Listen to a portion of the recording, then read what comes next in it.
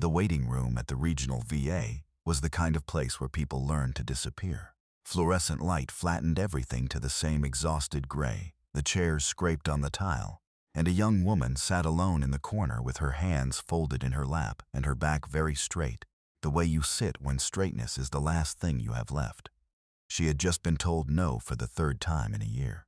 Across the room, a service dog lay at a Marine's boots, a big German shepherd in a working vest, and the woman looked at him for a long moment the way a thirsty person looks at water. Then she got up, crossed the room, and knelt down a polite distance away. "Could I?" Her voice barely made it out. "Could I please pet your dog?" But the Marine never got the chance to answer, because the dog was already moving. He rose, crossed the last few feet without a command, and laid his entire 90 pounds across the woman's lap, pressing his head against her chest. And the woman who had not let herself cry in front of another living soul in 2 years folded over that dog and came apart without a sound. The Marine watched it happen and understood that he was seeing something rare. What he could not yet have known was the weight of what that woman had been carrying alone into rooms exactly like this one for far too long. Before we go any further, tell us where you're watching from in the comments below. If this story moves you, please subscribe and stay with it until the very end. We read every single comment, and we'd love to know how far this one travels tonight. The Marine's name was Master Sergeant Jesse Cooper, and he was 41 years old and there that morning for his own appointment, the kind a man keeps for years after he stops expecting them to help. He was tall and lean, with close-cropped dark hair going gray, and a face weathered into the kind of calm that is earned rather than born. There was a faded scar along his left forearm and a slight hitch in his stride from a hip that had been rebuilt. His eyes were a deep, quiet brown, eyes that had learned a long time ago to read a room not for threats anymore, but for the people in it who were quietly going under, because he had once been one of them and had never forgotten what it looked like from the inside. He was not a talkative man. Life had sanded that down.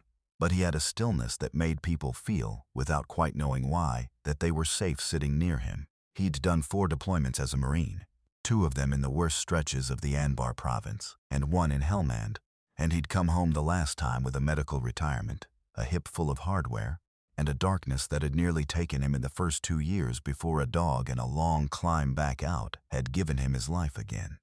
He knew what it was to sit in a gray waiting room and be told that the war in your head wasn't worth a check. He knew what it was to feel invisible to the very system built to catch you. And so he had learned to watch for the ones the room swallowed. And the young woman in the corner, the one his dog had crossed a room to claim without being asked, had every single marker of someone standing on the last inch of solid ground she had left. The dog's name was Maverick, and he was the reason Jesse Cooper was alive to sit in that room at all. Maverick was a 7-year-old German shepherd, 90 pounds of deep black and tan, his coat dense and his eyes a steady amber that missed nothing. There was a small scar through one eyebrow and the unmistakable bearing of a dog who had been trained to the highest standard there is. He had come to Jesse through a program that paired wounded veterans with retired working dogs. And in the years since, he had become the thing that stood between Jesse and the dark, bracing him, grounding him, reading the weather of his moods before Jesse felt the storm himself. He moved through the world with the clean, deliberate confidence of an animal who had learned the difference between noise and need, and he did not waste himself on strangers. In all the years Jesse had him, Maverick had never once gotten up and laid himself across a stranger's lap. He did not do it now because the woman asked. He did it because, in the language dogs speak that we have never fully learned, he had heard something in her that the entire room full of human beings had walked right past. The waiting room itself was a monument to institutional weariness. Rows of bolted chairs, a television no one watched bolted high in a corner, the smell of industrial coffee and floor cleaner, and the particular staleness of a building where too many people wait too long for help that comes too slowly. Outside the tall windows, a cold rain came down on a parking lot full of cars with veteran plates and faded unit stickers. It was the kind of place that wears people down by inches, and it had been wearing down the woman in the corner for the better part of a year.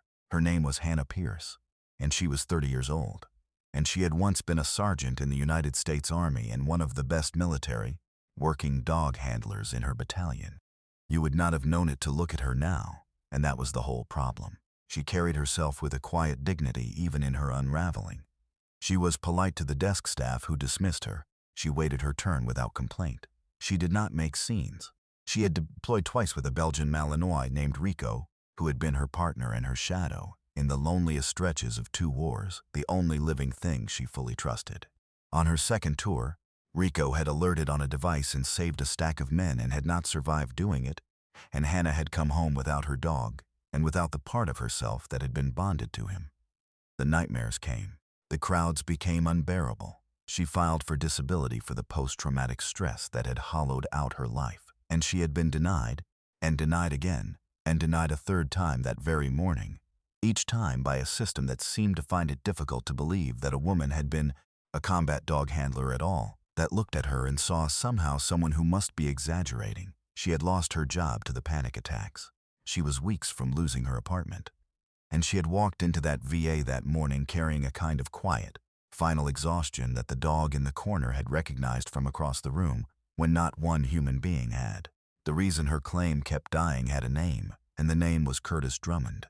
Drummond ran the regional claims processing office under a private contract, and somewhere in his climb he had discovered that the fastest way to hit the performance targets his contract paid bonuses on was not to process claims fairly but to deny the difficult ones, the invisible wounds, the cases that would take real work to adjudicate, the ones filed by people too beaten down to appeal. Post-traumatic stress claims were his specialty because they were hard to prove and easy to dismiss, and a denied claim closed faster than an approved one. He had built a quiet machine out of it. He had a stack of rubber-stamped denials and a bonus structure that rewarded them, and a way of treating the veterans across his desk as line items rather than people. He was protected by the very thing that should have stopped him, the system itself, which assumed its own gatekeepers were acting in good faith. When Hannah had asked him that morning, for the third time, how a decorated handler's documented condition could keep being denied, Drummond had not even looked up from his screen. "Plenty of people say they did things overseas," he'd said. "The paperwork says what it says. Maybe a dog handler's a stretch for some folks to picture." Next. It was the cruelest 5 seconds of a very cruel year, and it was the reason a woman walked out of his office and went looking for something warm to put her hands on before the last of her gave out.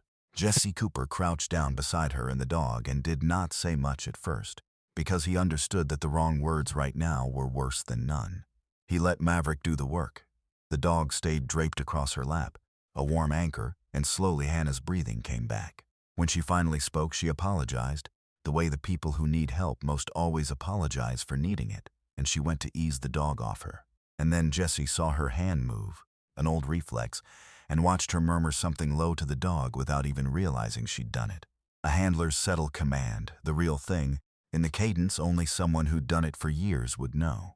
Maverick's ears came up and he held position exactly as she'd asked. Jesse went very still. "You were a handler," he said. It wasn't a question. He held out the leash. "Show me." And Hannah Pierce, with tears still on her face, took the leash of a stranger's war dog and put him through a short, flawless sequence of commands, and the dog obeyed her like he'd known her for years, because the language she spoke was one he'd been raised in, and the whole waiting room, the staff who'd dismissed her included, went quiet, watching a woman nobody had believed do the thing nobody had believed she could. It came out over the next hour, in pieces. Rico, the 2 tours, the denials, Drummond, the eviction notice in her bag, and Jesse Cooper, who knew exactly how this story ended if no one stepped in because he had once nearly been its ending himself, made a quiet decision. He was not going to leave this woman alone in this.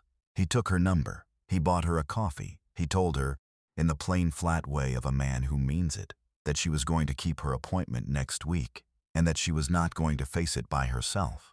And he gave her the number of a veterans crisis line and made her put it in her phone while he watched. And he meant every word when he told her the world was not done with her yet. Then he went to work, because Master Sergeant Jesse Cooper still knew how to run an operation. He called a veterans service organization that took these fights on for free, and a friend from his old battalion who now practiced veterans law, and he requested Hannah's complete claims file. And the deeper they dug, the worse it got. Hannah's denials weren't errors. They were part of a pattern. The lawyer found a benefits counselor inside Drummond's own office, a woman named Raina who had been sickened for 2 years by what she was watching and had quietly kept copies. Denial rates that defied statistics, difficult claims closed in minutes, a bonus structure that paid Drummond and his people to turn away exactly the most wounded and least able to fight back. They pulled the numbers, and the numbers told a story all by themselves. Post-traumatic stress claims denied at 3 times the rate of any neighboring office. Appeals discouraged. The most vulnerable veterans steered toward giving up. Raina could name a dozen others off the top of her head. A Vietnam medic, a young Iraq vet who'd stopped coming in, a widow filing for survivor benefits, all of them turned away by the same desk for the same reason, which was that turning them away was cheaper than helping them. Hannah Pierce was not a woman who had failed to prove her case. She was one of hundreds of veterans a man had decided were cheaper denied than helped. The Veterans Organization began assembling a complaint to the VA's Office of Inspector General, building it claim by claim, name by name, until it was no longer one woman's word against a system but a documented racket. The lawyer pulled the threads. And through all of it, on the hard evenings when the despair came back for Hannah, it was a borrowed dog who would not leave her side. Jesse drove Maverick over more than once, and the dog would lay himself across her lap exactly as he had that first morning and hold her to the surface, the way he had once held Jesse. Slowly, an evening at a time, Jesse watched a little of the light come back into a woman the system had spent a year trying to convince that her own life was a paperwork error. The system fought back the way it does. Drummond got wind that someone was pulling files, and he did what men with bureaucratic power do. He buried himself in process. Hannah's third denial was declared final. Her eviction date arrived on the calendar. And on the worst night, weeks in, Hannah called Jesse at 2 in the morning from the bottom of a despair so complete that he drove to her apartment without hanging up the phone and sat on her floor with her until the sun came up. Maverick pressed against her the whole night, refusing to move. That was the night Jesse Cooper decided the quiet approach was over. He had given the system every chance to be the thing it claimed to be. It had failed a soldier one too many times. The gloves came off. They brought the fight into the open the following week, and this time Hannah Pierce did not walk into that office alone. She came with Jesse and Maverick, with the veterans lawyer, with the regional director of the Veterans Organization, with a journalist who had spent the weekend confirming every number, with an honest senior VA administrator who had been horrified by what the complaint contained, and with Raina, the counselor, who had decided she was done being afraid. The meeting Curtis Drummond expected to be a routine dismissal became, in the space of a few minutes, the unraveling of everything he'd built. Jesse told him, plainly, who Hannah was. Sergeant Hannah Pierce, 2 combat deployments, a decorated military working dog handler. And then he turned to the people in the room and had Hannah show them, again, the truth that no paperwork could deny. He handed her Maverick's leash, and a war dog obeyed her flawlessly in front of every witness there. And the lie Drummond had built his denial on died right there on the office floor. The lawyer laid out the pattern. The journalist's recorder ran. The administrator confirmed the OIG was already involved. Drummond did what men like Drummond do when the system they've hidden behind finally turns its light on them. He cited his authority. He cited his process. He said the claims spoke for themselves and that this was a great deal of theater over a routine determination. He even tried once to suggest that Hannah had coached the dog, until Raina quietly pointed out that the animal had never met her before that morning in the lobby, and there were 3 weeks of witnesses to say so.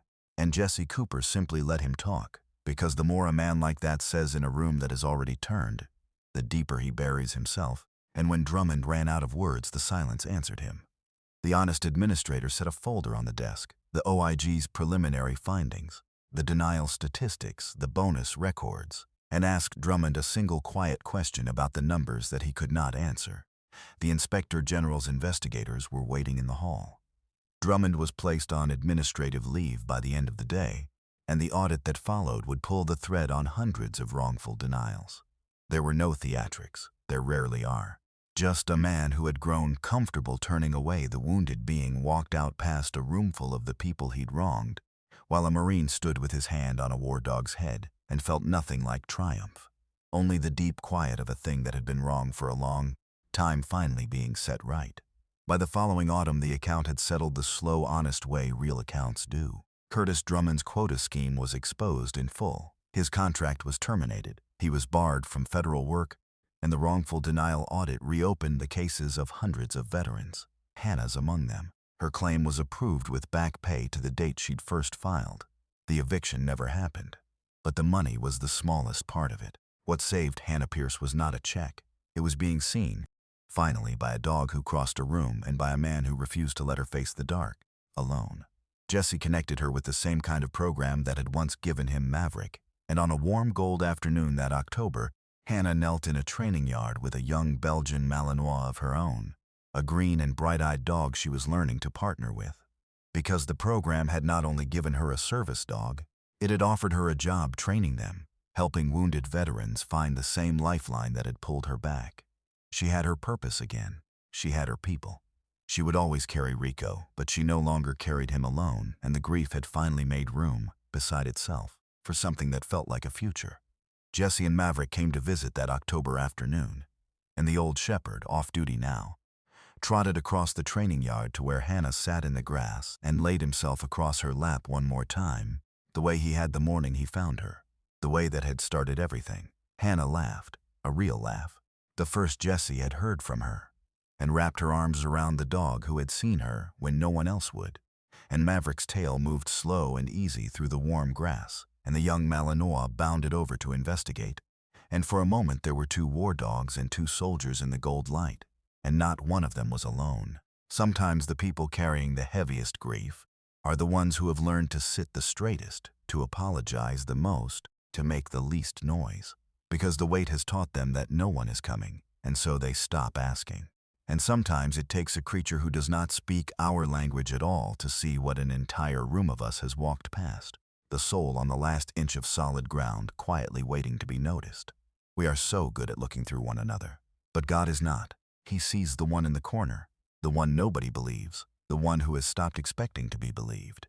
And he has a way of sending the message, through the most unexpected messenger, a dog who crosses a room uninvited and lays himself down across a lap and says, without a single word, "You are not invisible, and you are not alone, and you do not have to carry this by yourself for one more day." If this story touched your heart, share it with someone who might be sitting in a corner right now, carrying more than anyone around them can see. Leave a comment and tell us where you're watching from. And tell us, has someone, or some faithful animal, ever seen you on a day you thought you'd become invisible? Your words tonight might be the light somebody is waiting for. And if you believe in stories of compassion, second chances, and the quiet courage of those who keep going, subscribe to the channel so you never miss the next one. And if you yourself are carrying something too heavy tonight, please reach out to someone, a friend, a hotline, a person who loves you, because you matter more than you know. May God bless you. Protect your family, watch over every soldier still fighting a battle no one can see, and remind you always, you are seen, you are believed, and you are never, ever alone.